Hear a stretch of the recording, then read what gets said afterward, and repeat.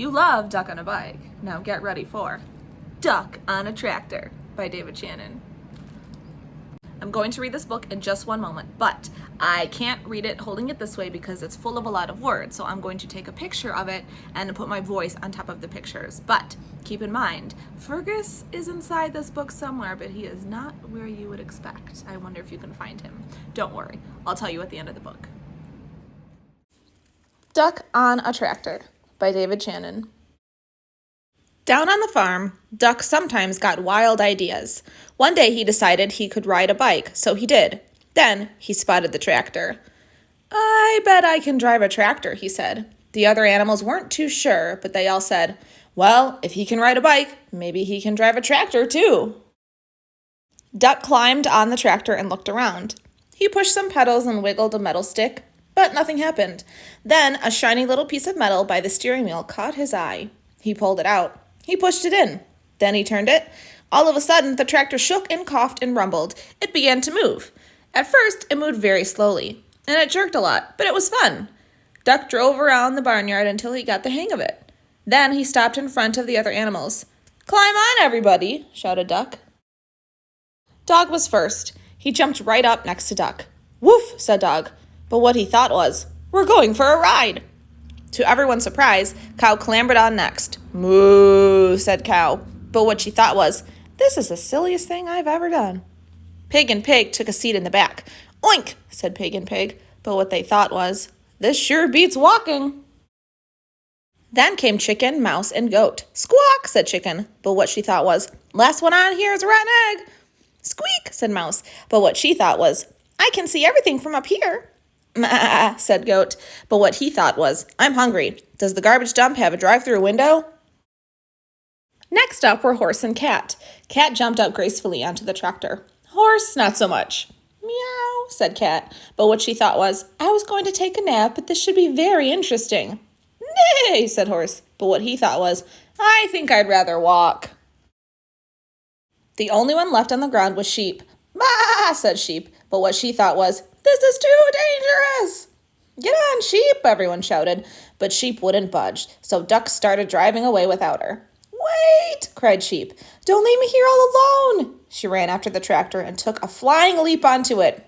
"Quack," yelled Duck, but what he thought was, "Wahoo!"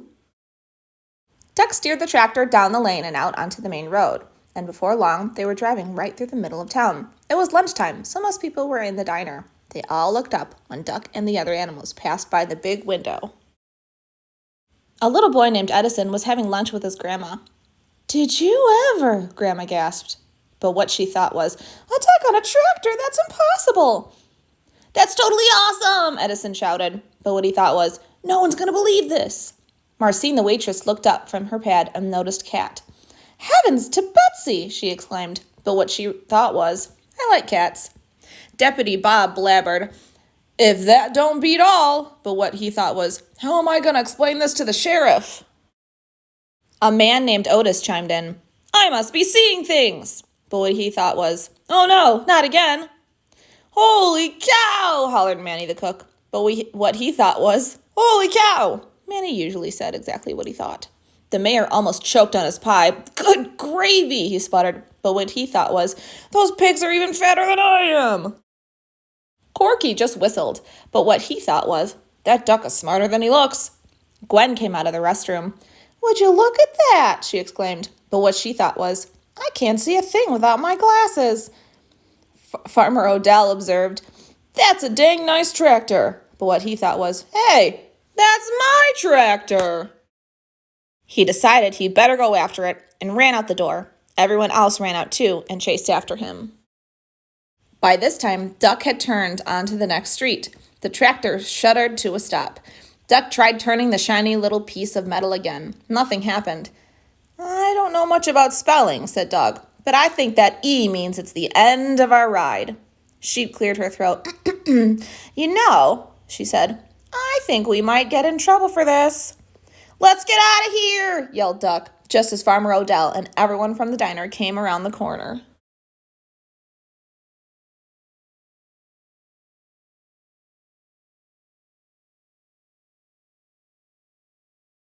Everyone burst out laughing. Nah, they all said. It couldn't have been. It was an optical illusion, exclaimed Otis. Farmer Odell said he must have left his tractor running by accident. I guess that explains it, Deputy Bob agreed. Then they all went back to the diner to finish their lunch. And no one ever admitted that on that day they had seen a cow, a goat, a cat, a dog, a sheep, a chicken, a horse, 2 pigs, a mouse, and a duck on a tractor. This last page says for Fergus, so David Shannon made the book for Fergus. But do you know what that picture is above those words? It looks like a really blurry picture of the tractor. Remember this page when the people looked out the window of the diner and saw the tractor moving around? Do you see that camera in that little boy's hand? And how about this page when all the grown-ups were looking at the tractor for the animals? They didn't see any, and so they thought, it was just our imagination. Well, do you see the kid on the other side of the tractor? Do you know what he's looking at? He's looking at his camera. Look at the expression on his face. Doesn't he look surprised? This is the picture that camera took. This is what the boy is looking at when he's making that surprised face. Do you see that blurry thing on top of the big black wheel? Doesn't that look like a blurry goat to you? There you have it. There's proof that the animals were actually on the tractor. They weren't imagining it all. It really did happen. Did you happen to find Fergus? He was not in a place that you would expect. You might have been imagining him in the background or with the other animals, but he wasn't there. Hold on, I'll show you. Do you remember this page? Do you see Fergus anywhere? I do. Here, I'll zoom in. Come with me now. Whoop. There he is. What I think is funny about the way that person drew Fergus on that piece of paper is that they drew a yellow ring above their head. That's a symbol for an angel or angelic. So the person who drew this, I mean, we know it was David Shannon, but it must have been maybe a kid. There's a crayon there. They're at a restaurant. Anyway, they drew that, meaning that Fergus is like an angel, very kind and sweet and listens well. Well, we know that's not the case because you've read Good Boy Fergus with me and he is not those things. I have to say, I don't know if I've mentioned this before, but one of the things I love about David Shannon's illustrations is that he captures people's or animals' emotions so well in their faces. So let's look at a couple faces in this book and just imagine what these people are thinking. Pretend you don't even know what happens in the story. Oh my goodness, look at this. This person looks shocked. This person looks so confused. What's going on? Or how about these animal faces?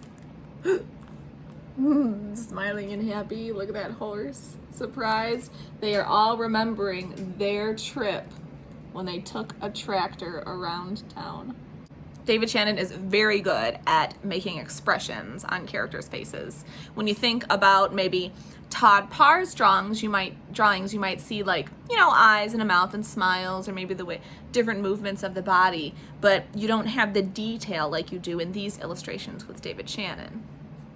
All right, so I'm pretty sure that there are no more duck on vehicles books, unless he's getting ready to make a new one, but Duck on a Bike and Duck on a Tractor were pretty funny.